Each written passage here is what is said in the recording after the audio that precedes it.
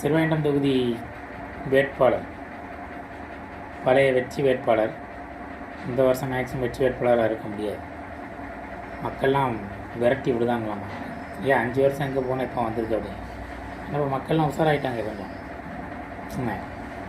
பாதிக்கு பாதி உஷாராயிட்டாங்க. பாதிக்கு பாதி தான் கடைசி நாள் எவன் காசு கொடுக்கணும் அவனுக்கு ஓட்டு போடுறது. மற்றபடி பாதிக்கு பாதி பேர் உஷாராயிட்டாங்க.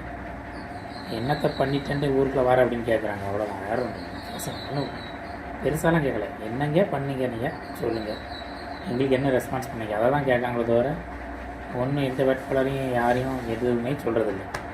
சரிங்களா? இவர் வேறு கொஞ்சம் ஜாதி வெறி பிடிச்ச வேட்பாளர் தான். அவரோட போஸ்டர்லாம் பார்த்தோம்னா முக்கியமான அரசியல் தலைவர்களோட ஃபோட்டோக்கள் அதில் வராது. ஏன்னா அவருக்கு அந்த ஜாதி வேணும். ஆனால் அங்கே ஆண்ட பரம்பரைன்னு சொல்லிட்டு அவனுக்கே போய் கொடுத்துங்க. நீங்கள் ஆண்ட பரம்பரைன்னு சொல்ல வேண்டியதான் அங்கே இருக்கிற எல்லோரும். சரியா? ஆனால் ஓட்டு போடுறது யாருக்கு போடுறதுன்னு பார்த்துக்கிங்க.